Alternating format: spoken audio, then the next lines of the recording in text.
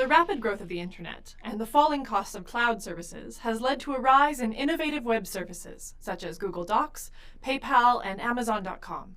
Even internal company services can rely on a private network to facilitate client-server communications.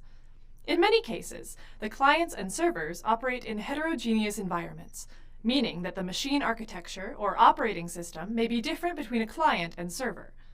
Modern client machines are not as powerful as their server counterparts. This is because a client machine is designed to address a different set of concerns.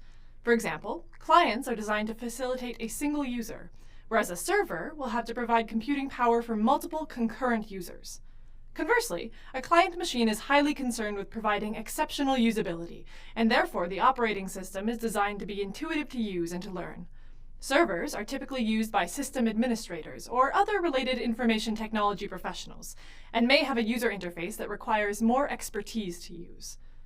Given that the machine and operating environments are different between clients and servers, how do they communicate with each other? Furthermore, how would they communicate over a network? In this lesson, we will explore the idea of middleware, which is a type of architecture used to facilitate communications of services available and requests for these services between two applications that are operating on environmentally different systems. In addition, we will look at remote procedure calls, or RPC, which is the basis for modern-day middleware used in network technologies. As we have noted before, modern systems rarely operate in isolation. Network connectivity is not only common, it is expected. New software systems are designed to be able to communicate with other systems over a network. Legacy systems are either updated, redesigned, or rewritten in order to be able to utilize network connectivity.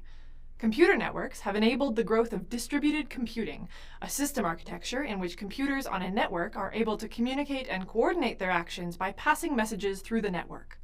This has enabled developers to design tiered architectures, with each layer focusing on specific aspects of the overall system. Since clients and servers can become more specialized, software and hardware developers are able to create software environments and machine architectures that serve to enhance these specialized characteristics. As a result, a situation is created where the client and server are no longer able to communicate because they do not understand each other. So how do we solve this?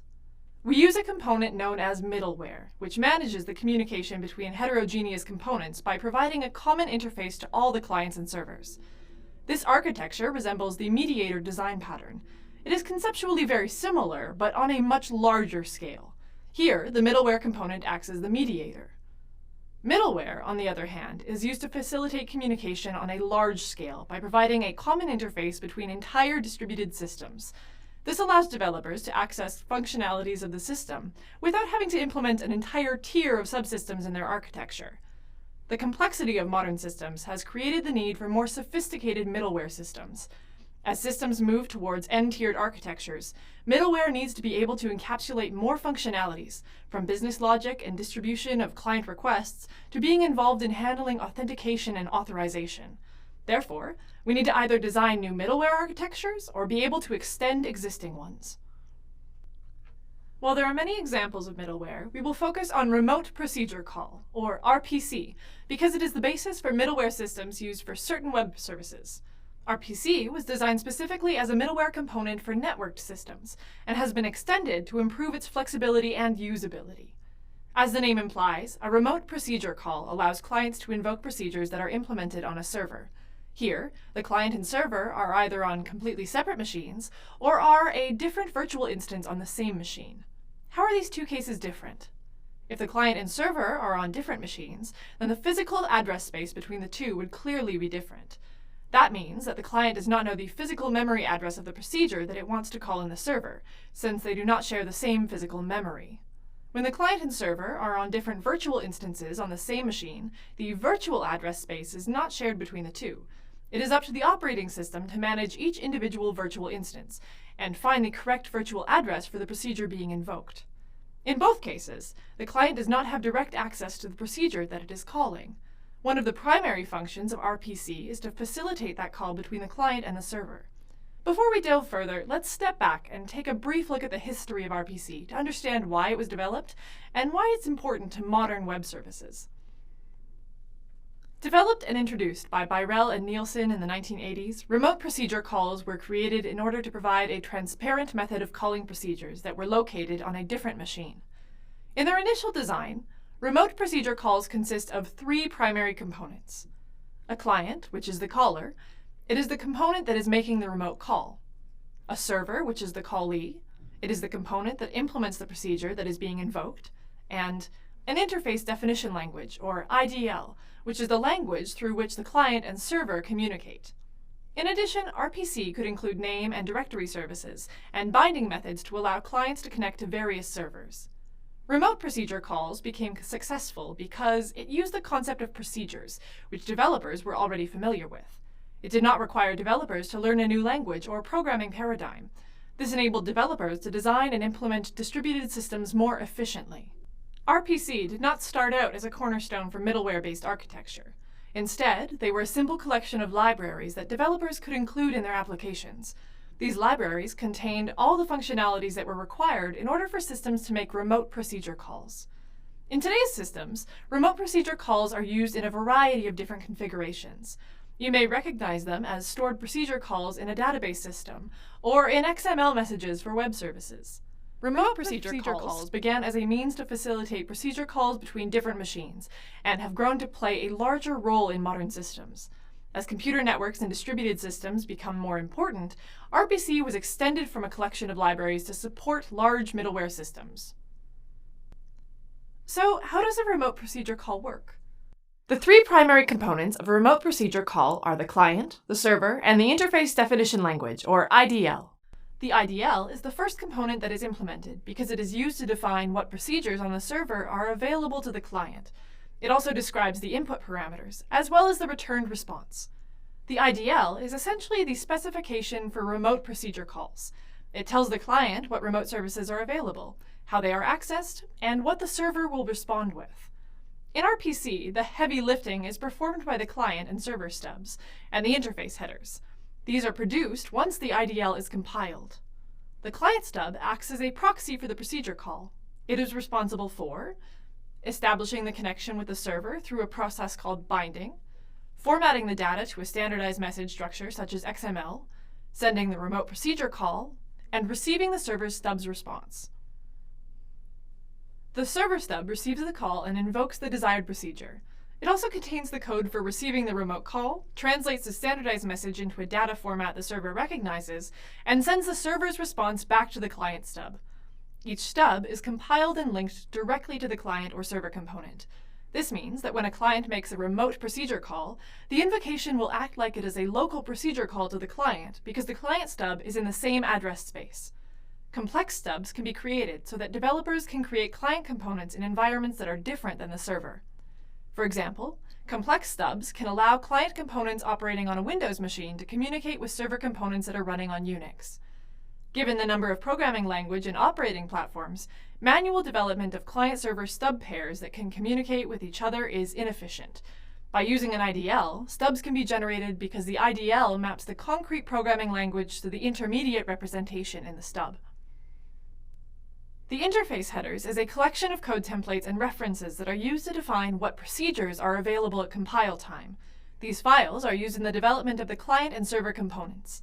The basic types of interfaces provided to make a remote procedure call are the procedure registration, which will tell the client what procedures are remotely accessible on the server, the procedure call, which is the actual procedure that is being invoked on the server, and the procedure call by broadcast, which is the same thing as a procedure call, but these procedures are invoked by broadcast. The stubs abstract all the networking details, which can be kept hidden from the developer so that they don't have to worry about them. If the developer wants more control over the details of the client-server connection, RPC does allow configuring the connection settings. Next, let's look at how remote procedure calls are performed, which involves 7 steps. Remote procedure calls start at the client component. It makes the procedure call and passes the arguments to the client stub. Since the client stub is linked to the client, no network connection needs to be made. This step is exactly like a standard procedure call. Next, the client stub will convert the parameters to a standardized message format and copy them into the message through a process called marshalling. Here, the parameter data is transformed into a format that is suitable for communicating with another application. The format that is used is determined by the IDL that is used to compile the stub. The client stub sends the message to the server using the binding information that it is given. Binding is the process in a client that connects to a server. This can be done statically or dynamically. Static binding uses hard-coded binding information. For example, you can tell your client component the IP address and the port of the server you want it to connect to. It is a simple and efficient method of connecting, but the client is coupled to the server. If the server goes offline, or if its connection information changes, then the client will not be able to establish a connection. Static binding also does not allow for server redundancy, since clients will always connect to a specific one. Dynamic binding is more complex and adds another layer to your tiered architecture. This added layer is referred to as the name and directory server. It is responsible for keeping track of which servers have been bound and balancing the load between all servers. The dynamic binding layer can also keep track of servers and change the binding information if the servers change. In either method of binding, the developer of the client component does not need to worry about binding because the client stub is responsible for the static binding or communicating with the dynamic binding layer. When the message arrives at the server, it is received by the server stub. Since the arguments have been marshaled, it must be translated back to a format that is usable for the server-side procedure call. This is done in a process called unmarshalling. Once the arguments have been converted back to the proper format, the server stub will invoke and pass the arguments to the procedure in the server component. Just like on the client side, this procedure call looks like a normal procedure call to the component, because the server stub is linked to the server-side component. Once the procedure finishes execution, the server component will return the results back to the server stub. In order for the results to be returned back to the client, the server stub needs to marshal the results into a standardized format. The server stub does not need to bind to the client because the connection is already established by the client.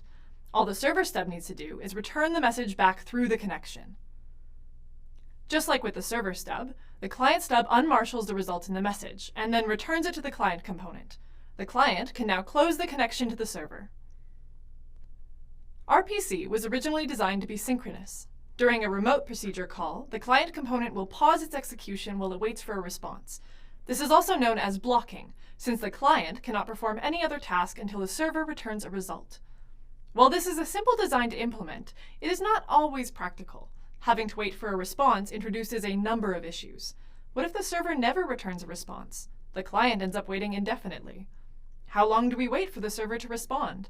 Some procedures may take longer than others, or the server may take longer to create a response under a heavy load.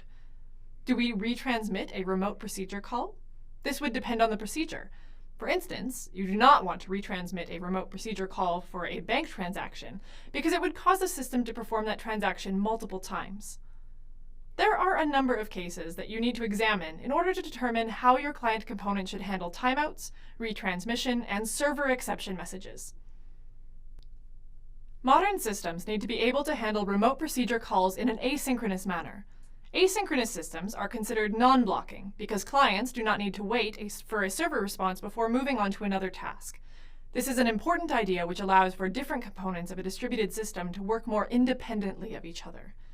Systems are also able to perform different tasks in parallel with each other because they do not need to wait for one task to end before starting another.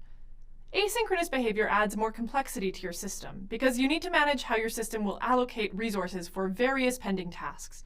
Keep in mind that overloading your system with asynchronous tasks can also reduce your system's overall performance. For instance, improper coordination of asynchronous tasks between threads can cause a bottleneck if work on one thread requires input from another thread. Remote procedure calls, and middleware in general, play a key role in some service-oriented systems.